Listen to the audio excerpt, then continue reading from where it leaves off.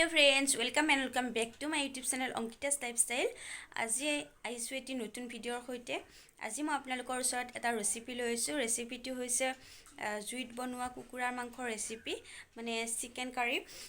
So আপোনালোকক ভিডিঅ'টোত দেখাম অতি সহজ পদ্ধতিতে বনাই কিনে। সো আপোনালোকে ভিডিঅ'টো চাব বুলি আশা কৰিছো। আৰু যদি মোৰ ভিডিঅ'টো চাই ভাল পালে তেতিয়াহলে লাইক কমেন্ট কৰিব আৰু চেনেলটোত যদি নতুন হয় তেন্তে চেনেলটো সাবস্ক্ৰাইব কৰি দিব। কাষতে থকা বেল আইকনটো বজাই থৈ দিব যাতে মই দিয়া ভিডিঅ'বিলাকৰ নটিফিকেশ্যন আপোনালোকে আগতীয়াকৈ পাই যায়। বলক দেৰি নকৰি আজিৰ এই ভিডিঅ'টো আৰম্ভ কৰোঁ। প্ৰথমতে মই এখন কেৰাহী বহাই দিছোঁ আৰু যেহেতু জুইত বনোৱা হৈছে, আগতে কৈছোঁ যে এইটো জুইত বনোৱা হ'ব। সো এনেকৈ জুইতে বহাই দিছোঁ এখন কেৰাহী। তাত মই দি দিছোঁ জিৰা কেইটামান ফুটিবৰ কাৰণে আৰু ইয়াতে দি দিছোঁ মই তেজপাত। তাৰ পিছতে মই যিখিনি মাংস আছিল মুৰ্গীৰ মাংস সেইখিনি মই ইয়াতে বহাই দিছোঁ। আৰু বেকগ্ৰাউণ্ডত মাইনাই বহুত চিঞৰি আছে, আপোনালোক কোনোৱে যাতে বেয়া নাপায়, কাৰণ বাচ্চা থাকিলে তেনেকুৱা হ'বই। আৰু এতিয়া এইখিনি কম জুইত অলপ টাইমৰ কাৰণে ৰাখি দিছোঁ। ইয়াতে মই লৈছোঁ পিঁয়াজ আৰু আলু, কেঁচা জলকীয়া, নহৰু বটা আৰু আদা বটা। মাংসখিনি কম জুইতে ভাজি থাকিব, তেতিয়া মাংসখিনিৰ সোৱাদটো খুব ধুনীয়া হয়। যেতিয়া আপুনি বহুত বেছি ভাজি নলয় তেতিয়া মাংসটো সোৱাদযুক্ত নহয়। সো আপুনি মাংসখিনি যিমান পাৰে কম জুইত লাহে লাহে ভাজি থাকিব, তেতিয়া মাংসখিনি খাবলৈও সোৱাদ হয় আৰু বহুত ধুনীয়া এটা কালাৰ উঠে আৰু ৰঙচুৱা হয়। আপোনালোকে এইবিলাক যে ৰেড চিলি কিবা কিবি নিদিলেও হৈ যায়, কিন্তু মই ইয়াতে দিম বাৰু, হ'লেও সেইবিলাক নিদিলেও হয় যেতিয়া আপুনি মাংসখিনি ভালকৈ ফ্ৰাই কৰি ল'ব। আৰু ইয়াতে মই আগতীয়াকৈ কাটি ৰখা পিঁয়াজখিনি ইয়াতে মই এড কৰি দিছোঁ। পিঁয়াজখিনিও মাংসৰ লগত ধুনীয়াকৈ ফ্ৰাই কৰি ল'ব। পিঁয়াজখিনি মই এইটো কাৰণে আগতে দিয়া নাই যে মাংসখিনি আগতে ভালকৈ ভাজি ল'ব লাগে, আৰু পিঁয়াজটো যিহেতু দিয়াৰ লগে লগে গলি যায়, সেইটো কাৰণে মাংসৰ সোৱাদত নুঠেই পিঁয়াজটো। সো মই পিঁয়াজখিনি মাংসখিনি অলপ ভজা যোৱাৰ পিছত পিঁয়াজটো দি দিছোঁ ইয়াতে, যাতে পিঁয়াজৰ যিটো সোৱাদ সেইটো সোৱাদ থাকি যায়। আৰু এতিয়া অলপ টাইমৰ কাৰণে আকৌ ভাজি থাকিম মানে কম জুইত। মুৰ্গী মাংসত যেতিয়া বিলাহী দি খোৱা হয় তেতিয়াও কিন্তু খুব এটা ধুনীয়া লাগে। আৰু মই যে ৰাখিছিলোঁ কেঁচা জলকীয়া দুটা, মই ইয়াতে দি দিছোঁ। মই বাৰু মাংসটো এনেকৈ বনাইছোঁ, আপোনালোকে কেনেকৈ বনায় কমেণ্টত জনাবচোন। আৰু যদি এই ভিডিঅ'টো চাই ভাল পাইছে তেনেহ'লে লাইক কৰি দিব। আৰু মই এতিয়া ইয়াতে দি দিছোঁ কাটি ৰখা আলুখিনিও মই মাংসৰ লগত একেলগে ফ্ৰাই কৰি ল'ম। মাংসখিনি যেনেকুৱাকৈ ভাজিছোঁ আলুখিনিও ঠিক তেনেকুৱাকৈ মই ধুনীয়াকৈ মিক্স কৰি ভাজি ল'ম, যাতে আলু আৰু মাংস খুব ধুনীয়াকৈ তেলটো খাই, মানে যিটো তেল দিছিলোঁ সেইটো তেল আলুত লাগি যায়। আৰু এয়া চাওক খুব ধুনীয়া এটা কালাৰ আহিছে এতিয়াই।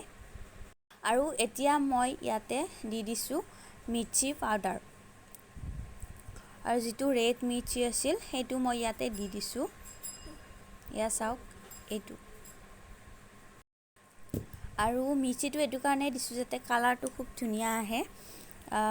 আৰু এয়া চাওক মিৰ্চি দিয়াৰ পিছত মই ইয়াতে নিমখ দি দিছোঁ।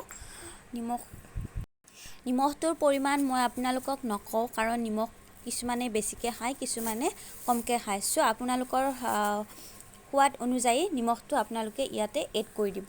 আৰু নিমখ দিয়াৰ পিছত আপোনালোকে এইখিনি কিছু সময়ৰ বাবে আকৌ ভাজি ল'ব, যাতে সেইখিনিও নিমখখিনি মাংসখিনিত লাগি যায়। আৰু এতিয়াও আপোনালোকে জুইটো বেছিকৈ নিদিব, আপোনালোকে তেনেকৈ কম জুইতে ভাজি ল'ব। যদিহে বেছিকৈ জুইটো দিয়ে আপোনালোকে মানে মাংসখিনি লাগি যোৱাৰ চান্সেছ থাকে। সো আপোনালোকে কম জুইতে খুব ধুনীয়াকৈ লাহে লাহে মাংসখিনি লাৰি লাৰি ভাজি থাকিব। আৰু মাংস যিমানে বেছি সময় ভজা হয় সিমানে মাংসৰ সোৱাদ বেছিকৈ উঠে। আৰু মই আগতে হালধি দিয়া আপোনালোকক দেখুওৱা নাছিলোঁ। হয়, মই হালধি আগতে দিয়া নাছিলোঁ, এতিয়াহে দিছোঁ মই হালধি। কাৰণ হালধি যেতিয়া আগতে দিয়া হয় হালধিটো তেলত লাগি ধৰে, তেলটো খাই দিয়ে। সো হালধিটো মই পিছত দি দিছোঁ। আৰু ইয়াতে যিখিনি মই ৰাখিছিলোঁ আদা আৰু নহৰু পেষ্টখিনি, সেইখিনি মই ইয়াতে দি দিলোঁ এতিয়া। আৰু এতিয়া আকৌ খুব ধুনীয়াকৈ মাংসখিনি ভাজি ল'ম। এইবিলাক বস্তু যদি আগতে আপোনালোকে দি দিয়ে তেতিয়াহ'লে তেলতে গুচি যায়, লাগি ধৰে বহুত বেছি। চ' আপোনালোকে এইখিনি বস্তু এনেকৈ পিছত দিলে খুব ধুনীয়া লাগে, খাবলৈও সোৱাদযুক্ত হয় আৰু লাগিও নধৰে। এয়া চাওক আলু সিজিছে। চ' ইয়াতে অলপমান পানী দি মই অলপকৈ ঢাকনি মাৰি সিজাই ল'ম মাংসখিনি। এয়া চাওক মাংসৰ এক পিচ মই টেষ্ট কৰি চাম। আৰু ইয়াতে পানী এড কৰা হৈছে বৰ্তমান। পানী এড কৰাৰ পিছত ঢাকনি দি এইখিনি উতলিবৰ কাৰণে এৰি দিম। আপোনালোকে পানীটো নিজৰ ইচ্ছা অনুসৰি দিব পাৰে। আপোনালোকে যদি থুপথুপীয়া খাব বিচাৰে তেতিয়াহ'লে কম পানী দিব, আৰু যিবিলাকে অলপ জুলীয়া ভাল পায় বা জোলটো ভাল পায় মাংসৰ, সেইটো আপোনালোকে নিজৰ ইচ্ছা অনুযায়ী কৰি ল'ব। আৰু এয়া চাওক মাংসখিনি খুব ধুনীয়াকৈ উতলিব আৰম্ভ কৰিছে। এতিয়া আপোনালোকে জুইটো বেছিকৈ দি দিয়ক, একো কথা নাই। আৰু এয়া মাইনা আৰু মই বহি আছোঁ জুইৰ কাষত। তাই মোৰ লগতে কিবা কিবি কৰি আছে। এইফালে মই মিট মছলা, তাৰপিছতে জিৰা পাউডাৰ, এই সকলোবিলাক মাংসত এতিয়া এড কৰিম। আৰু মই দিছোঁ ইয়াতে গৰম মছলা, ধনিয়া পাউডাৰ আৰু জিৰা। আৰু এতিয়া অন্ততঃ মাংসখিনি উতলি প্ৰায় হ'বৰে হৈছে। আৰু কিছু সময়ৰ পিছতে মাংসখিনি হ'ব।